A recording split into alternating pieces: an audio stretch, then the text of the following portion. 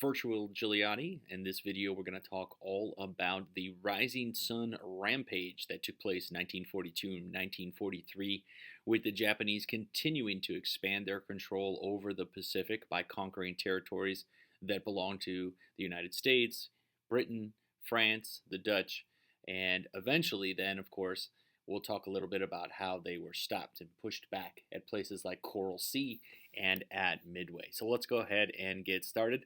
This, of course, will help you with your writing prompt if you choose to write about the Rising Sun Rampage. So, as you know, Japan, of course, was controlled by the military. Even though they had Emperor Hirohito on the throne, he was sort of a silent partner when really the military, Imperial Japan's military, was in charge of the country under the leadership of Hideki Tojo, as we talked about in class. And of course, starting in the 1930s, the Japanese were determined to conquer other territories in Asia and in the Pacific, to gather up resources and to become the dominating power all across the Pacific Ocean. Like we said, Japan, being an island nation, didn't have a lot of its own resources, but it looked just over the sea to various islands and to various places in Asia that had all sorts of resources. And it built up its military, it built up its navy especially, to be able to project its force out across the Pacific. And so you see, obviously during the 1930s, the Japanese invasion of China, taking over big pieces of China, places like Manchuria and other parts of mainland China. We also see then, by the end of 1941, the Japanese looking at the situation and realizing that the United States was really the only Pacific power that stood in their way at that moment. The European countries were all tied up in fighting off Adolf Hitler. Eventually, in 1940, the French will be overrun, and a lot of those French possessions, like French Indochina, becomes part of Vichy France and occupied then by the Japanese, which gave them a launch pad basically to take over other parts of Southeast Asia, places like Siam, Burma, eventually Malaya, Singapore, Borneo, even down into Papua New Guinea. So you're going to see how the Japanese sort of lash out. And of course, the first part of that is bombing Pearl Harbor. When the Japanese attacked Pearl Harbor, they were hoping that they would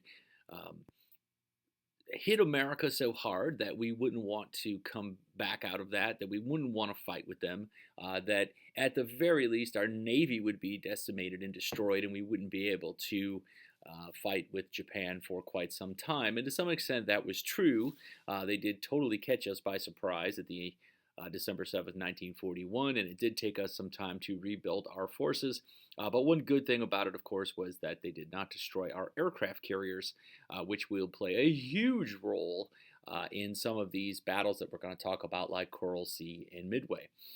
Right after Pearl Harbor, the Japanese didn't waste any time. So you're talking about December 1941, the beginning 1942, the Japanese go on a rampage.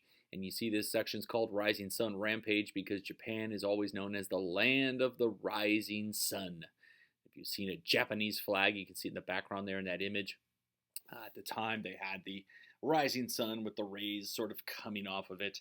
And so they go on a rampage across the Pacific, conquering all sorts of territory immediately following their attack on Pearl Harbor. There was really no one to stop them. America was reeling from the attack, and of course the European countries were tied up with most of their resources trying to stop Adolf Hitler in Europe, and so the Japanese were sort of turned loose on the Pacific. So right after Pearl Harbor, they attack American possessions, places like Guam. Guam is an island out here in the Pacific Ocean. You hear a lot about it in the news. Even recently, it's been part of that whole North Korean thing going on. Guam looks a lot like any American city, even though it's out in the middle of the Pacific Ocean. Do a Google search, you'll be amazed that it looks just like any town that you'd find here in the United States today. Of course, back then it was used for the Navy, and it was a very strategic point out there in the middle of the Pacific. Pacific's really huge, so any little island could be used to fuel ships and used as landing strips for aircraft and the like. The other place that the Japanese attack is a place not too far from Hawaii known as Wake Island. And Wake Island was defended by some American Marines who held out for a long time with some very, very fierce fighting. In fact, they were holding out, hoping that other American forces would arrive to assist them, which is why it got the nickname the Alamo of the Pacific. Because if you know anything about the Alamo, going back to Texan history, those men held out hoping for assistance that never came. And Wake Island was the same way. They fought and fought and fought, but eventually they were completely overrun by the Japanese. Then the Japanese sort of turned their attention to other places held by the European powers. French Indochina, for example, was taken over by the Japanese, of course, following the French defeat in 1940. British possessions like Hong Kong and Malaya are attacked. The British put up a bit of a fight, but for the most part, they're not able to stop them. We'll talk a little bit about Singapore here in a moment. And then you see some of those other places, the Philippines, Borneo, Java, Sumatra, all the Dutch East Indies down here. And you can see the Japanese now control all of this area here in this red line. All right, about half the Pacific. And if you look down below, you'll see they even threaten a place like Australia. And so there was real concern at the beginning of 1942 that the Japanese weren't going to be able to be stopped. Also in the presentation, you'll see there's some images here. This is the Battle of Wake Island. Wake Island looks something like this. It's not terribly large, but this happens on December 8th of 1941. So we were attacked. The United States is attacked on December 7th, 1941. We're still reeling from that. And then immediately there's this Japanese invasion. There's that rising sun on a rampage as the Japanese troops hit the beach. They destroyed a lot of the American aircraft that were sitting on an airfield. And even though there was heavy fighting, 1941, the Japanese take Wake Island right at the end of the month. As we said then, too, the Japanese also attacked British possessions, the most famous being Singapore. So Singapore is actually located in this little area here. This is a peninsula nation known as Malaya. It's right around here on my world map. And really down here at the tip, there's a city called Singapore. And it was a huge trading post for the British. It goes back to all that imperialism stuff that we talked about before Christmas. And the British actually had Singapore pretty well defended. They had all sorts of guns. They had all sorts of men. And they assumed that the Japanese would have to attack by sea because Malaya is basically an impassable jungle. And so all of the British guns pointed out to the sea. None of them pointed back towards the jungle. Well, of course, you know where this is going. The Japanese decide that they're going to attack right through the jungle. And they use an unusual means of transportation for an army, an invading army. They actually use a lot of bicycles to sort of bicycle their way down each side of Malaya through this jungle. There is some fighting that takes place. The British put up a pretty good fight, but at the end of the day, as you see, the British have to surrender to the Japanese in Malaya and Singapore, which is a pretty interesting story. Had the Japanese attacked by sea, who knows, maybe they could have been stopped, but because they came through the jungle that way, the British really had limited defenses. And like we said now, as the Japanese keep pushing out, they threaten Australia, they threaten New Zealand, they even threaten India, of course, was the jewel of the empire for the British. The Americans really fared no better. One of the American possessions that the Japanese took very early on in the war, towards the beginning of 1942, was the Philippines. And you may or may not know this, maybe you remember from your U.S. class, but the Philippines was an island nation off the coast of Asia. Today it's an independent country, but for a while it was a U.S. territory. The U.S. actually took it over after the Spanish-American War. It had been under U.S. control for years, part of our sort of unofficial imperialism. And shortly after the Japanese bombed Pearl Harbor in January 1942, they attacked the Philippines. In fact, a lot of our military guys thought that the Japanese would attack the Philippines first and not Hawaii. So we were sort of expecting that, but we really didn't fare much better. The Japanese came in with an invasion force.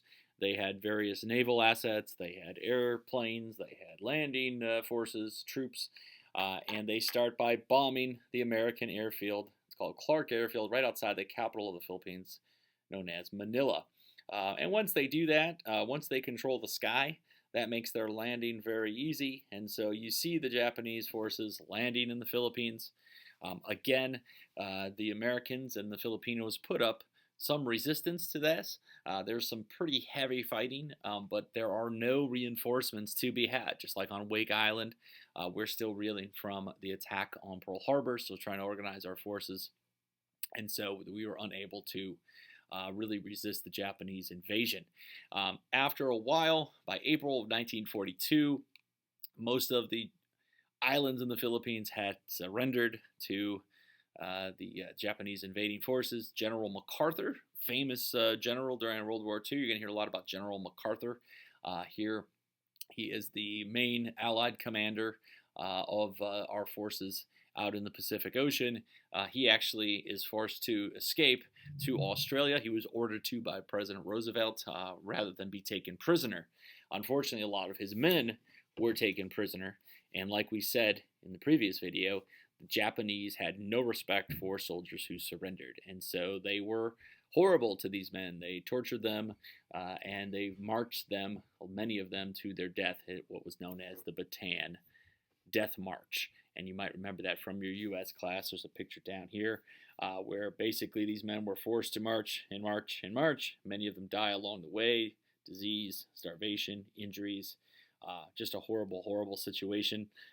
A lot of these men were put into Japanese prisoner of war camps, and they were tortured frequently, beaten, malnourished, again, disease, things like that. Just a terrible situation if you were an Allied POW in the Pacific Theater. So this goes on into April of 1942, but by the middle of 1942, we start to see the Japanese reach being slowly stopped. The Japanese, and we come back here, by taking over all this territory, now had sort of this ring around Japan of all these little islands with airfields and naval bases and defenses. And of course, they were even threatening places like Australia and India because of all of that territory. But by the middle of 1942, by May of 1942, you start to see the first time that the Allies, especially the Americans, were able to stop this Japanese aggression. That Rising Sun Rampage was finally stopped and paused at what was known as the Battle of Coral Sea. It's one of the first big battles that we engaged the Japanese on out in the Pacific Ocean. It was led by Admiral Chester Nimitz. Chester Nimitz, along with Douglas MacArthur, they're going to be the two biggest names out in the Pacific War as far as stopping the Japanese. One thing the Allies were very, very good at is breaking the Axis codes. We talked a little bit about how the British had broken all the German codes. Well, the Americans, by the middle of 1942, were reading most of the Japanese codes as well. So Admiral Nimitz hears that the Japanese plan to attack what were known as the Solomon Islands and this area here in Papua New Guinea. And of course, that would be the first stage in an invasion then of Australia. So once Nimitz had that information, he decides that he is going to move his fleet into that area and sort of surprise the Japanese. And one of the big innovations of the Pacific War is this ship right here known as the aircraft carrier. Right? If you go back to our discussion of World War I, it was all about battleships. You build these big dreadnoughts, you put a bunch of guns on them, and you fire at each other. Well, aircraft had, between the wars, become so technologically advanced that now the Navy saw potential in them. In fact, it was American. A fellow named Billy Mitchell said, look, if we can put aircraft on a naval ship, have a floating runway, now these aircraft can do all sorts of things that those big guns on the battleships could never even dream of. And you see that for the first time at Coral Sea. The Japanese have a fleet of aircraft carriers. The Americans have a fleet of aircraft carriers. Even though a lot of our Navy had been destroyed and damaged at Pearl Harbor, none of our carriers were touched. And so we fight this battle at the Battle of Coral Sea, and it's a battle between carriers. The ships themselves never really see each other. The battle is all fought in the air. between the two fleets. And for the first time, the Japanese are defeated. The American Navy sinks 15 Japanese ships. The Japanese advance towards Australia is stopped. It's not like they gave up all that territory they conquered, but we sort of locked them in here and saved Australia from being the next target, the next invasion. So kind of a neat story there, especially when you get down into Papua New Guinea and things like that. My grandfather was actually in Papua New Guinea, and little side note, that's him right there with his pet monkey in Papua New Guinea. Pretty cool, huh? It's kind of cool. The other big battle that you got to know, and you could probably put something about my grandfather in your essay, right? Just kidding. The other big battle you got to know is the Battle of Midway. And sometimes people refer to the Battle of Midway as the turning point in the Pacific War. Once again, the Japanese have their sights set on another island not too far from Hawaii known as Midway. The island's called that because, well, it's kind of halfway across the Pacific. So the Japanese said, all right, fine, Coral Sea kind of stops our invasion south.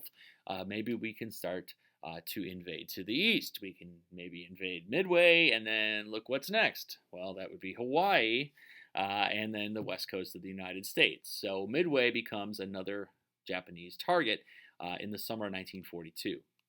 Again, Admiral Nimitz is reading a lot of the Japanese codes, and he's able to trick the commander of the Japanese forces, naval forces. His name was Admiral Yamamoto. And if that name sounds familiar, we talked about him in class because he's the man who planned the Pearl Harbor attack. He was in charge of the Japanese Navy. He had planned a lot of these operations, including Pearl Harbor. And at the Battle of Midway, he gets flat out tricked by Nimitz. You have to remember that there aren't any spy satellites and there aren't any drones or anything like that. So Nimitz is able to keep his fleet away from Midway, over the horizon, if you will. And so Yamamoto believes that the Americans are not prepared to stop his invasion. He starts to land his troops on the island of Midway, and that's when Nimitz springs into action. Sort of ambushes the Japanese landing force, ambushes the Japanese Navy. American airplanes, torpedo bombers, fighter planes, they take off from the aircraft carriers. They attack the troops on the ground. They attack the Japanese ships, and the Japanese are repulsed. They are unable to take Midway. The Japanese have to withdraw. So again, just like at Coral Sea, the Japanese were stopped from expanding. That Rising Sun Rampage is put on hold. Just as an interesting side note, I was telling you about the code breakers. Eventually, the Americans get a code from the Japanese military that Yamamoto is traveling by airplane, and they know his flight path and they know what time he's going to be there. And they actually, for lack of a better word, assassinate him. They shoot him down right out of the sky, and he dies in that operation. Last but not least, as far as the Rising Sun Rampage is, all right, so what's next? We've stopped the Japanese advance. We saw where that line was. Now what we want to do is start to push them back, right? So they're not rampaging anymore. They're not gaining more territory, but they're still in control of all that territory. So what do? We now need to push them back, hopefully all the way to Japan. And so General MacArthur, along with Nimitz, starts to come up with a plan, and that plan becomes known as island hopping. Island hopping basically is taking island by island by island to get closer and closer to the Japanese home islands. Sometimes you would take an island that wasn't as heavily defended as the island next door to it. Sometimes you really had to slug it out. One thing about the Japanese is that they refused to surrender. Their soldiers fought literally to the death. Very few Japanese prisoners during World War II. They would rather throw themselves at enemy fire or even kill themselves than actually surrender. And so when American troops start to take back the Pacific through this island hopping, every one of these battles is incredibly bloody. And that's what you see at the Battle of Guadalcanal in 1942, towards the end of 42, and in 1943, American troops land on this little island called Guadalcanal, and they can't believe how heavy and how fierce the fighting is. Typically, in all of these operations, the Japanese would let the American army land, and then they would have fortified the island. And you'll see that time and time again, where they have tunnels and caves and all sorts of defenses. And they literally had to be dragged out, one Japanese troop after the next. And places like Guadalcanal really show the Allies, the Americans especially. We're talking about the Allies in the Pacific. There were other allies. There were Australians. There were British. But for the most part, these were American forces. The others were dealing with Europe and Hitler, which we'll get to soon. But long story short, every one of these battles, every one of these island hopping battles is fierce. We're talking about thousands of people being killed. We're talking about days, even months, to take these tiny little islands out in the Pacific. The good news is, though, by the beginning of 1943, the Red Sun Rampage has stopped, and we've been able now to start to push, with battles like Guadalcanal, the Japanese back towards their homeland. It's going to take a very long time to island hop. In fact, the war's going to last till 1945, and here we are just beginning 1943 out in the Pacific. We'll get back to the rest of the Pacific War shortly, but hopefully this video helps you understand it a little bit better. Hopefully it'll help you write your essay if you choose that prompt. So we'll see you next time here at Virtual Gigliotti. Have a great day.